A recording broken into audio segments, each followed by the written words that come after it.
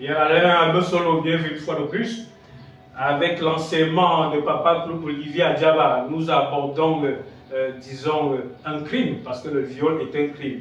Alors, est-ce que tu peux avoir l'amabilité de nous donner les dispositions juridiques et peut-être de situer le contexte dans lequel notre brillant écrivain à la plume d'or, Papa Claude Olivier Adjaba, s'est appelé, parce que pour enseigner, il a eu à observer quelque chose. Merci Camille pour la parole donnée.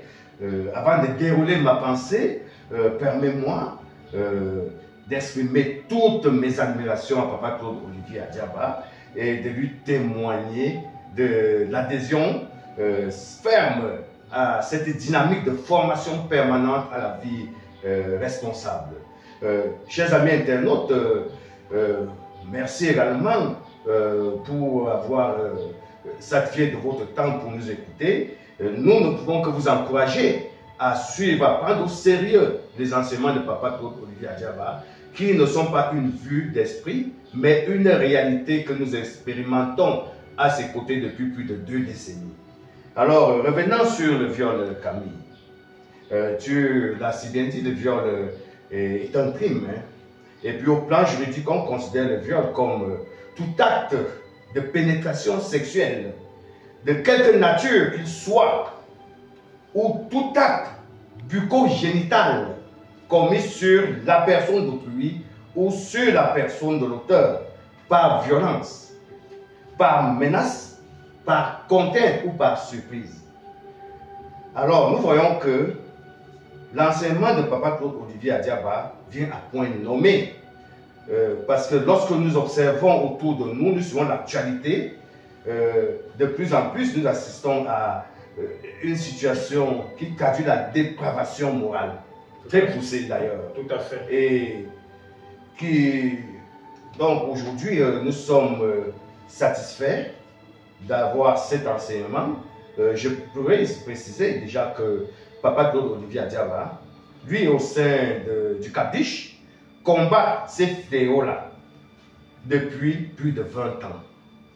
Et sa stratégie consiste, bien évidemment, à mettre un accent sur la formation et des adultes et des enfants.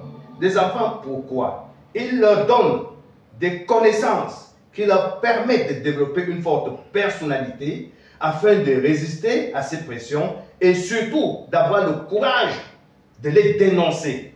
Il s'occupe aussi des adultes, des parents que nous sommes, en insistant sur le fait que nous devons dialoguer avec nos enfants, faire des efforts pour les écouter, les comprendre, afin de mieux les protéger contre ces prédateurs qui rôdent autour de nous.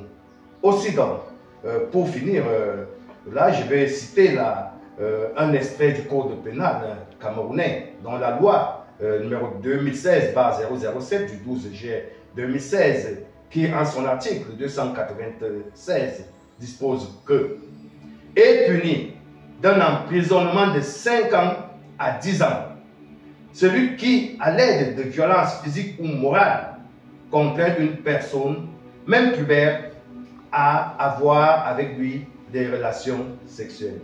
Nous voyons donc que nous devons éviter de sombrer dans cette pratique-là qui consiste à pousser les enfants à avoir des rapports sexuels pour nos intérêts.